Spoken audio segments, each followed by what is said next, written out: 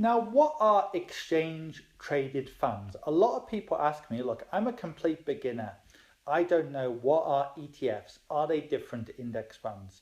I'm going to answer that question today. Now, an exchange traded fund or an ETF is merely something which is electronically tracking something. So I'll give you a few examples. Now, example one, an index linked ETF is essentially very similar to a index fund.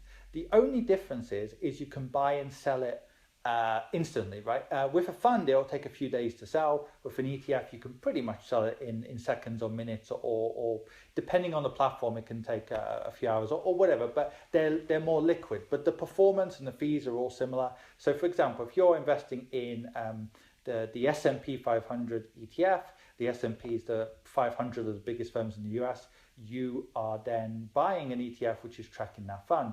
But you can also have sector-specific ETFs. So you could have the technology fund ETF. So Vanguard have a Vanguard technology fund. Or it could be something like a FANG ETF, which tracks Facebook, Amazon, and Google, and so on. Or it could even be a commodities ETF, like oil, like gold, which tracks that. So in other words, it's not usually tracking an individual stock. It's either tracking a sector, like energy, technology, or whatever, a country like the US, UK, or whatever, a region sometimes, or even a worldwide. So for example, MSCI World, that's another example of what they track. Now, there's nothing wrong with ETFs, and actually ETFs pretty much are the same as funds if you buy and hold them.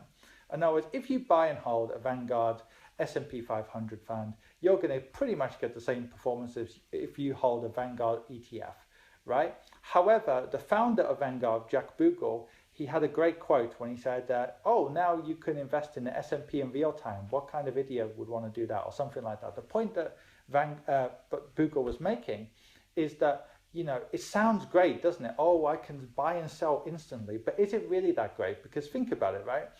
If the stock market plummeted 50%, right? Let's say it's 2008, 2009, and you could sell something instantly, don't you think you would use it more than if you had to wait 5 days for the money? So in some ways, ETFs do encourage speculation. So in summary, I would say ETFs are great. They're fine if you buy and hold the indexes and never speculate.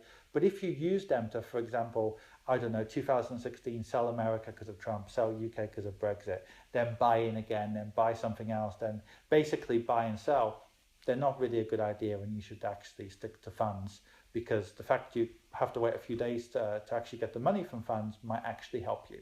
Okay, everyone, have a good day.